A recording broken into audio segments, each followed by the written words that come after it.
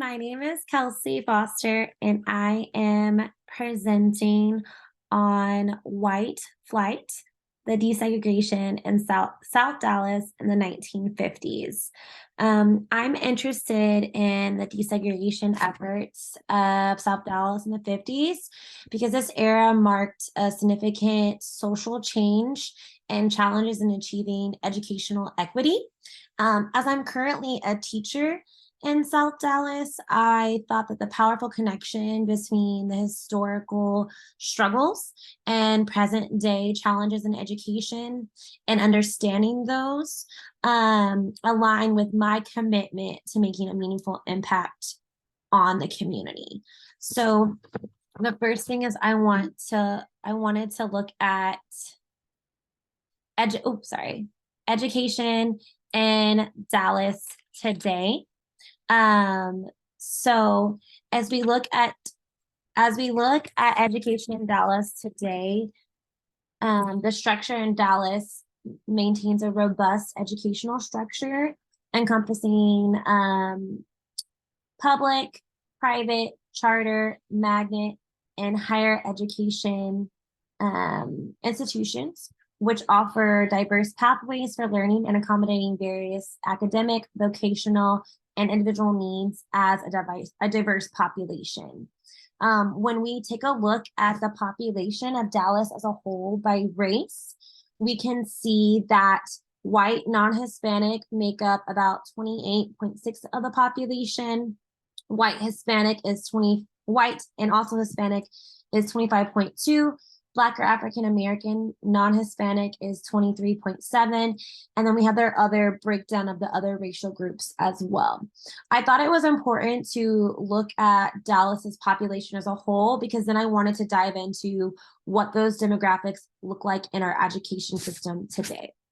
So if we go on to the next slide, we're actually looking specifically at Dallas ISD student demographics. And after looking at the Dallas demographics and looking at the Dallas ISD, I wanted to see if the populations that we saw as a whole would be accurately represented in the school district. And here's a graph that I found to demonstrate those different ethnicities. And when they break it down by diversity, we can see that out of the 237 schools and 143,558 students, the district's minority enrollment is 90%. And that 62.8% of those students are actually economically disadvantaged. And then looking at that for Dallas ISD schools, only 6% of the student population is of white ethnicity, which means comparing the student enrollment population to Dallas to the general population of the city, I'm noticing what is the actual difference where are these white students attending school if they're not attending the schools in Dallas ISD. When we also look at this graph, we can see that 62.8% of the student population is on free or reduced lunch. Also, 47.2% of that student population are English learners. So not only are most of our students in Dallas ISD economically disadvantaged, but they're also learning English as a second language. So when we take that into consideration, we want to know, again, where are the white students attending school. I found another graph upon researching as well. It's not that there are less school-age white children in Dallas area, but white families are actually moving to either private schools or schools in the suburbs of Dallas. Although it's natural for families, like the progression of families, to want to move from smaller, older homes into an aging inner city like area into more of a suburb.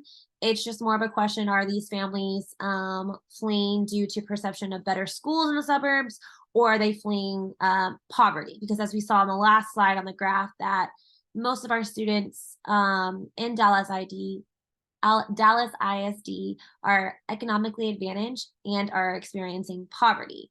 So the question is, are these now in Dallas, are these families moving out to escape poverty? And I looked at Highland Park because that is just when I was doing some research, I could see that this is where a majority of our white students are moving to more affluent areas in Dallas. And as you can see on the graph, the student population of white students is very high. And then there is absolutely no poverty, no low income in this area. So we understand from the readings as well that student funding was included by property tax. So if the property taxes are higher in this area, of course, they're going to be receiving more funding for that school. And then just looking at the next slide of like, what are some equity issues that we are seeing in Dallas in education right now?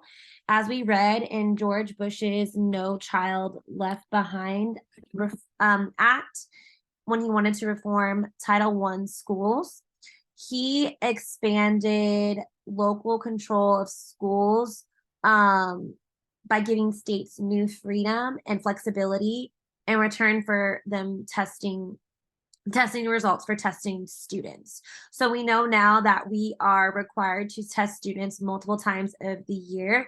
And we also know that their results impact our school's funding.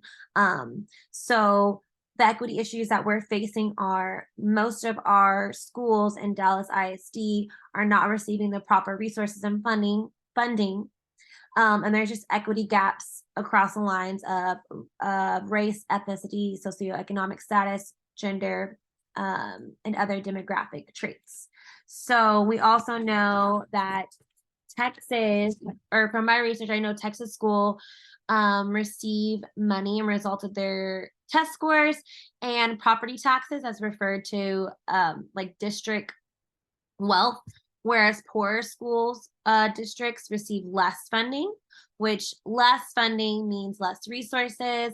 Less resources means probably lower academic scores, and lower academic scores have led to unenrollment of students, which is why we can kind of see in those graphs, we're seeing that the white flight, or those white students are moving to more affluent areas to receive a better education because they have the proper resources to do so, as finances, as they have the money to be able to move out of the city instead of go to a school that is closer nearby them.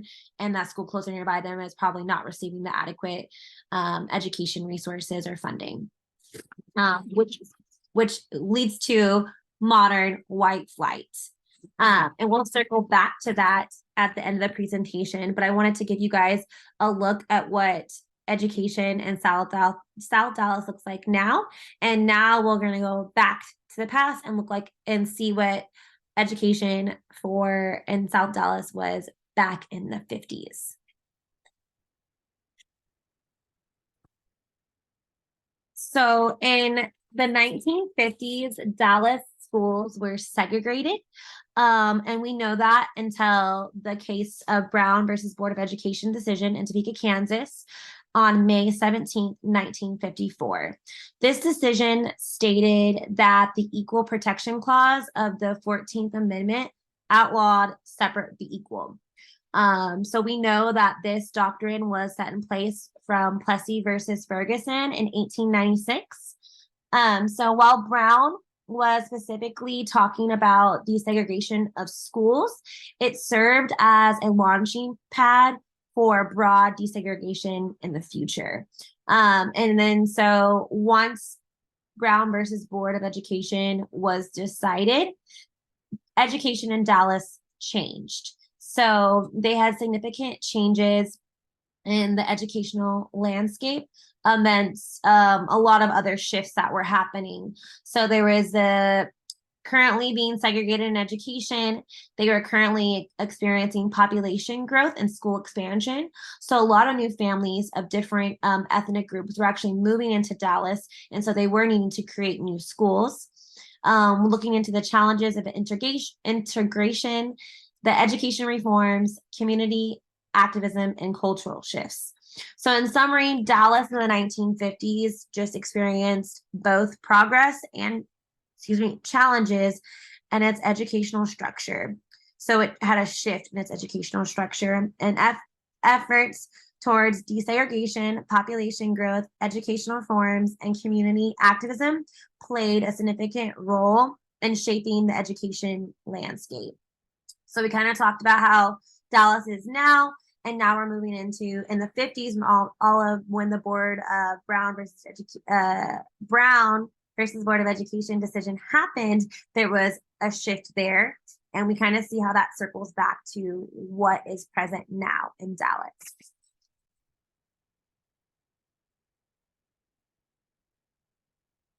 So when we are specifically looking at Dallas in the 50s, just like many other cities across the United States, many African American students attended separate schools, but they were often under-resourced, underfunded because of the Jim Crow laws that were in place. So again, as we talked about, because of Brown versus Board of Education decision, it declared that segregation was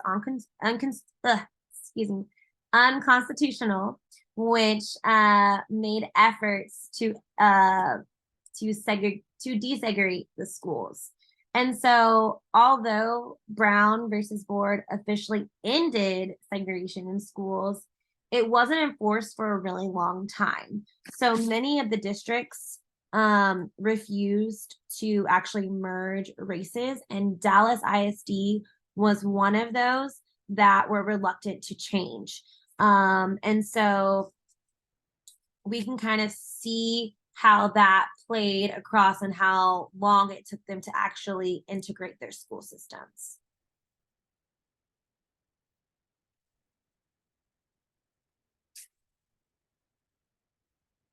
So desegregation effects in Dallas were met with a lot of challenges and resistance from some segments in society.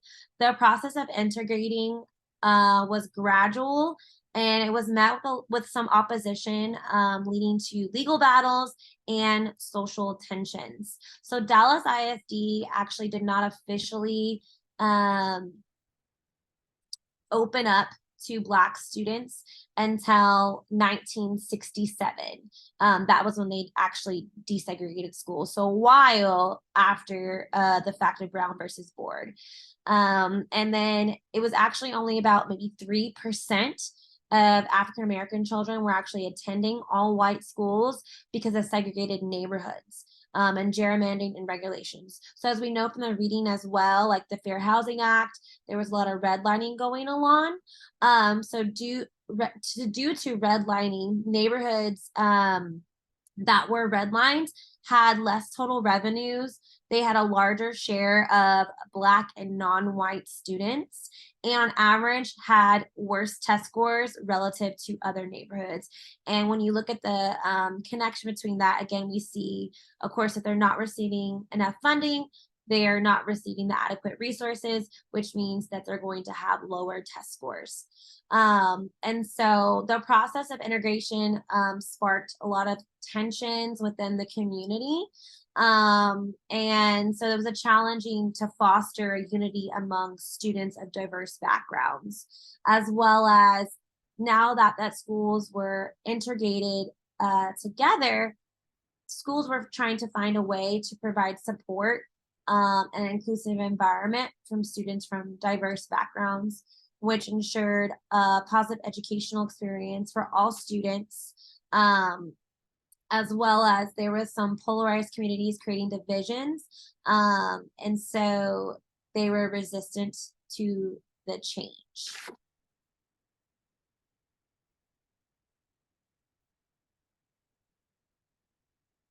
So despite efforts towards oh,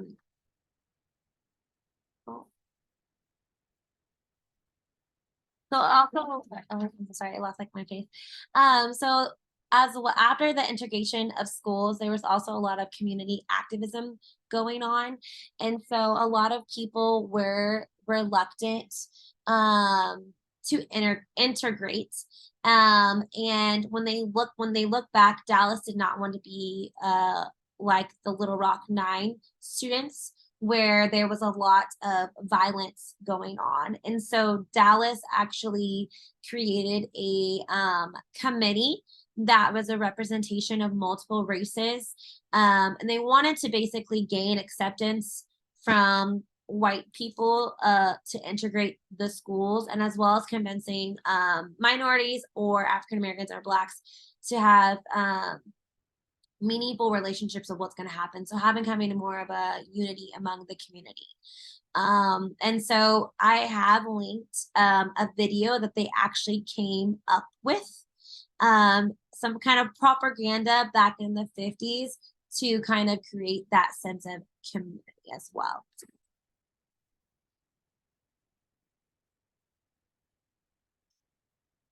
And so despite efforts towards integration and educational reforms, disparities in resources, funding, and opportunities persisted between schools serving different racial and socioeconomic, socioeconomic groups. These disparities just continue to affect the quality of education offered to students, which kind of brings us back to education in Dallas today. And I specifically wanted to look at my school that I am working at. When we look at the overview population of the school that I currently work at, it's at 98.6 minority enrollment, which is 50.8% Black or African American and 46% Hispanic and Latino. And 97% of these students are economically disadvantaged. And when we take all of that in consideration of how back in the 50s, there was um, schools are now needed to be desegregated. And so with the desegregation, white families were then wanting to move and find other schools that had the appropriate funding. So when I look at back now at my campus, I now can kind of see like the full circle effect that my students that are economically disadvantaged as a result of that white flight um, from the 50s.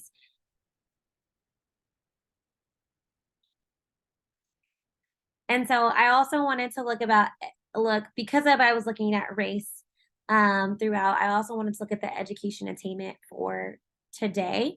And when we look at by race of lacking a high school diploma, you can see that being of a white background, there are less white people that don't have a high school diploma versus maybe Hispanic or other races. And when you look at the college graduates by race, there are more white people with a degree versus the other races. And so I think that just goes into connectivity of when there was that white flight and there's continued modern white flight today. The schools that were still in the area aren't receiving adequate resources and funding and maybe good teachers. And so that is why there is this gap of education. So just in conclusion, understanding modern white flight is just crucial for like policymakers, community leaders, and stakeholders to address issues related to segregation, diversity, and equity across uh, the state and the city of Dallas. So just seeing that if these schools were given the adequate resources and funding, would that mean that they would improve their academic success and there wouldn't be so much of this modern white flight or segregations continuing in our schools? And I have listed all of my resources that I used as well, located in this link. Um, Thank you so much. I feel like I just went blank. I had all my notes written down, and I'm not sure if any of that made any sense. So I apologize. Thank you so much for taking the time to view this presentation.